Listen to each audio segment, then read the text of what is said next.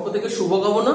তো আজকে আমরা ক্রেমার রুলের মাধ্যমে একঘাত সমীকরণ জোটের সমাধান করব।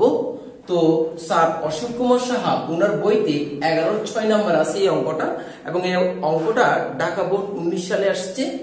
আর যে ক্রেমারের রুল ইউজ করব আমরা সেটা হচ্ছে এক্স ওয়াই জেড এর তো সমাধান করব।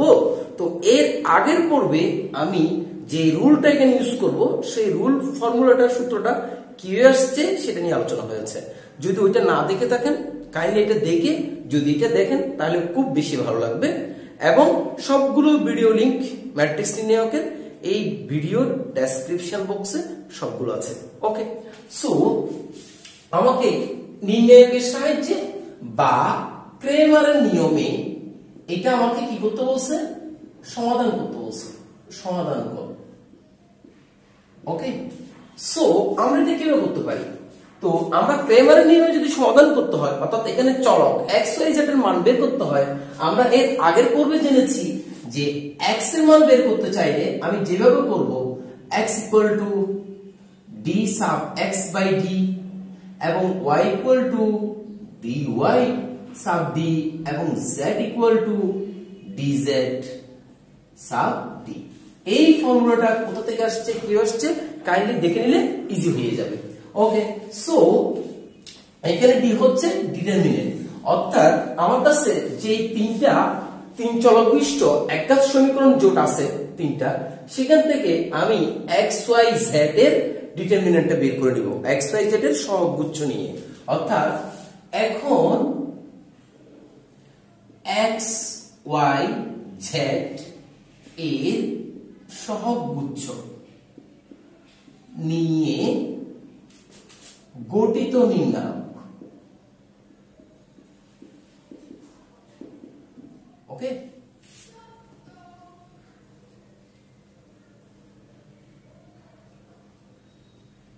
ডি ইকুয়াল টু, তাহলে এখানে আমার কাছে 2 1 3 আর এখানে হচ্ছে 1 0 4 আর এখানে হচ্ছে 3 2 -5।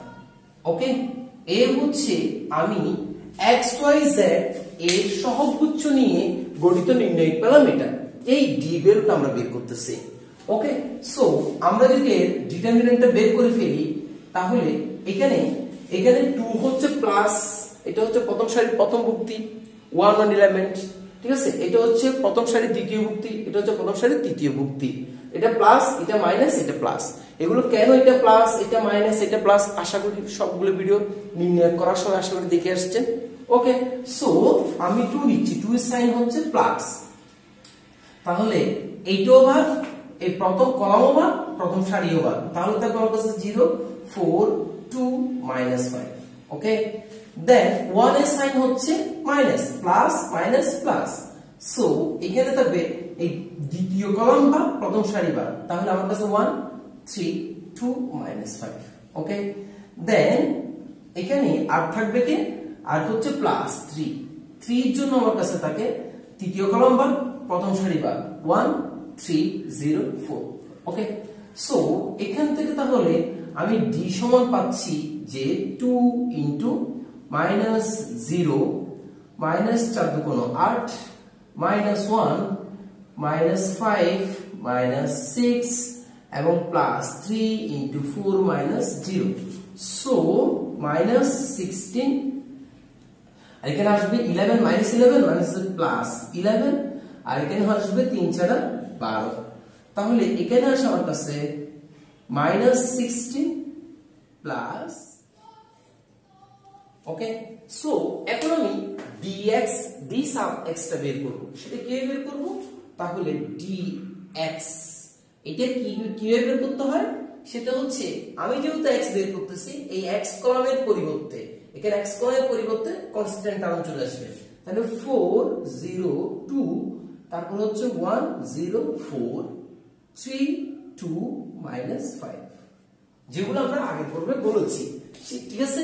dx হচ্ছে x এর পরিবর্তে যেখানে x এর কলাম বসছে সেখানে কনস্ট্যান্ট টার্ম। ওকে, সো এখানে এটা ডিটারমিনেন্ট যদি আমরা বের করি dx এর 4, তাহলে এখানে থাকে 0 4 2 -5, ঠিক আছে। প্রথম কলাম প্রথম সারি বাদ, এরপরে -1 তাকে আমার কাছে এখানে এটাকে যদি চলে যায় 0 to 2 - 5, দেন এখানে +3 নিলে এটা যেভাবে করেছি একই স্টাইল 3, তার মানে তৃতীয় কলাম আর প্রথম সারি বার, তাহলে 0 0 2 4।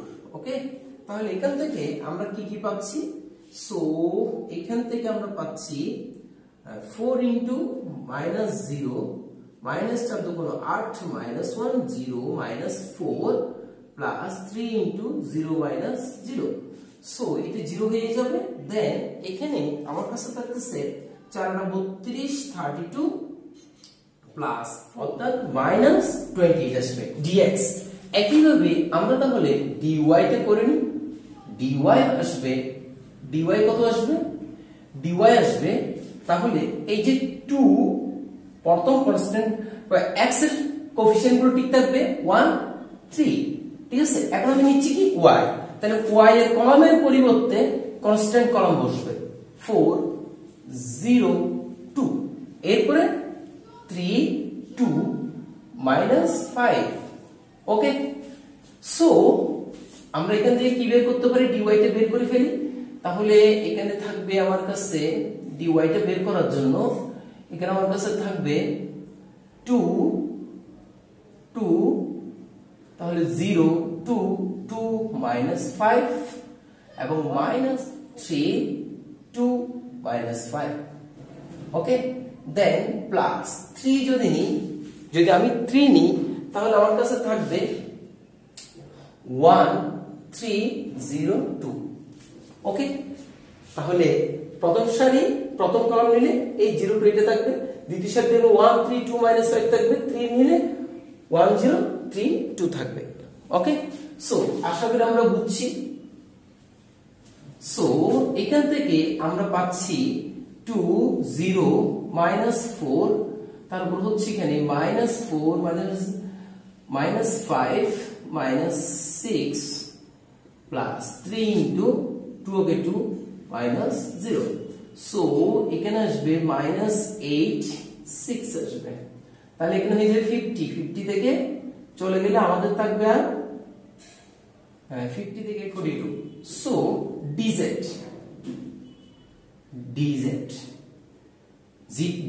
সমান তাহলে কি পাই? তাহলে এখানে x এর সহগ যেটা 2 1 3 থেকে যাবে, 1 0 4 থেকে যাবে, এই z এর কলামে কনস্ট্যান্ট টার্ম ঢুকবে, এই z এর কলামে কনস্ট্যান্ট টার্ম 4 0 2। ওকে, সো এখান থেকে আমরা কি পাচ্ছি? 2 এর সাইন হবে প্লাস 0 4 0 2, দেন -1 প্রথম সারি দ্বারা, সবগুলো আমি প্রথম সারি দ্বারা বিস্তার করছি, তাহলে -1 1 3 0 2। ওকে, এরপরে প্লাস 4 যদি চলে যায় 1 3 0 4।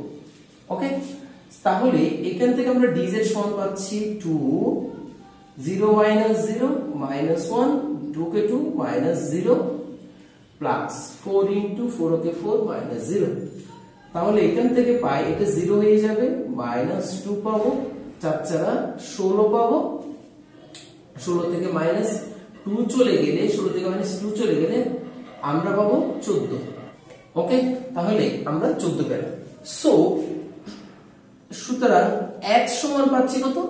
x সমান পাচ্ছি dx সমান আমরা কত পেয়েছিলাম?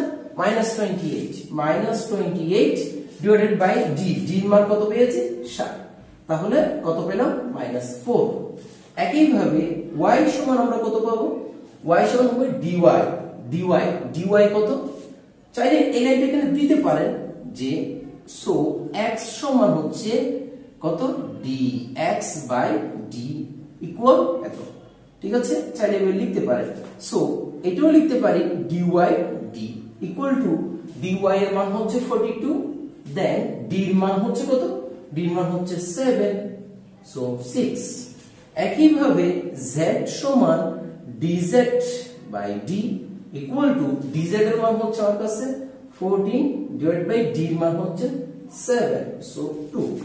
সো নির্ণয় সমাধান কি লিখতে পারি? x y z equal to আমার কাছে কি আসছে -4 6 2।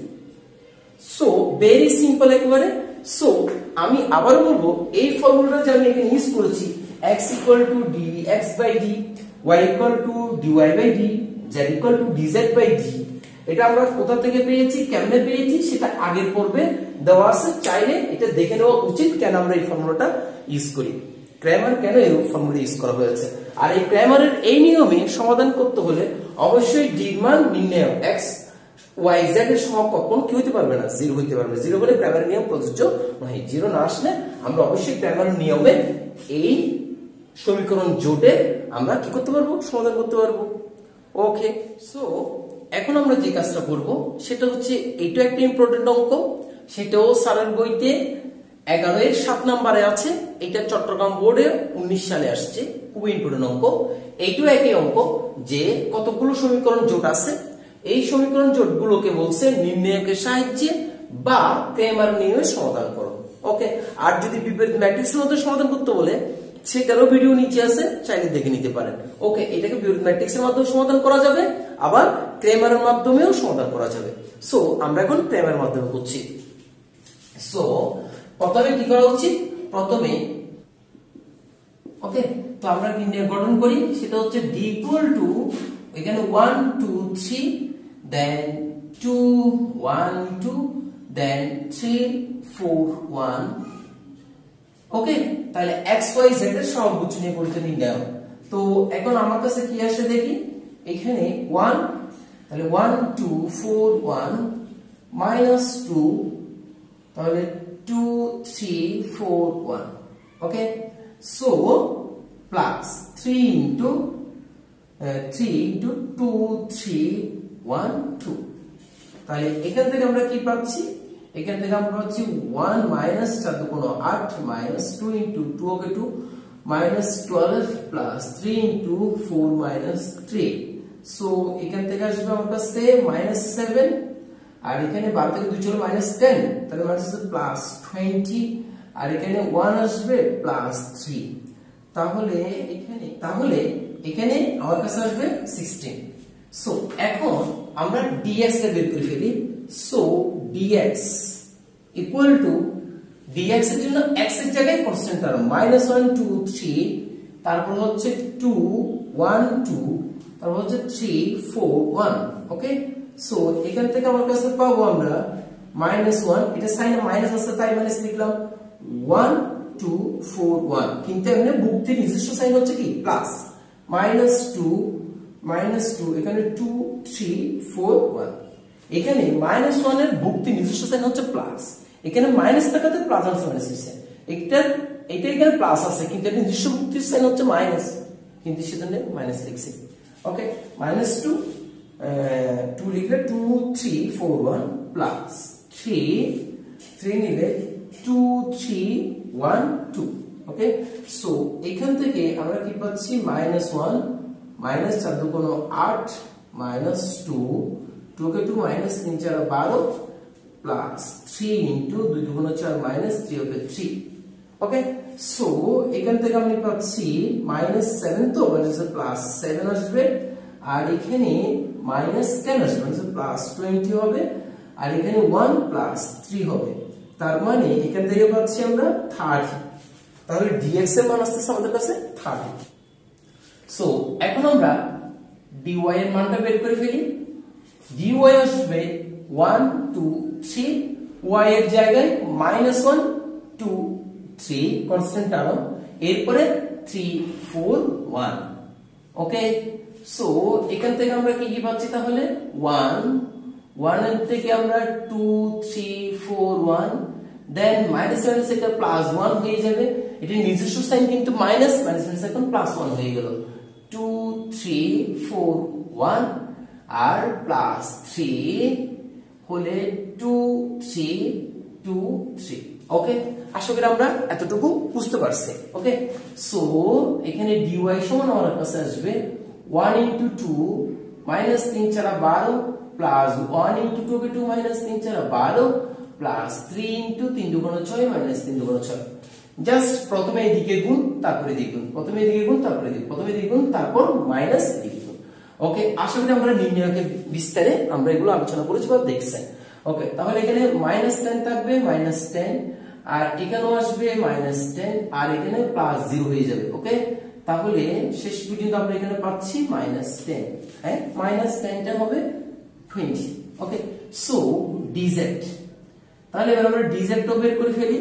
dz এর জন্য আমার কাছে থাকবে 1 2 3, x এর কোএফিশিয়েন্টও ঠিক থাকবে, y এর কোএফিশিয়েন্ট গুলোও ঠিক থাকবে, z এর জায়গায় কনস্ট্যান্ট টার্ম বসবে, -1 2 3, জাস্ট z এর জায়গায় কনস্ট্যান্ট টার্ম।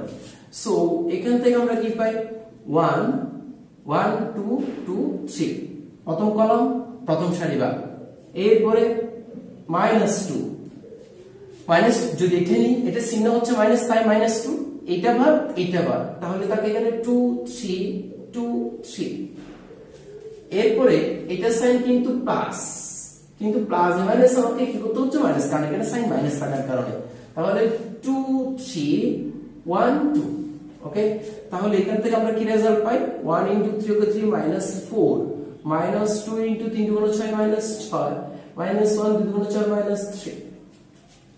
তাহলে এখান থেকে আসবে -1 মাইনাস এখানে 0 হয়ে যাবে, -1 আসবে।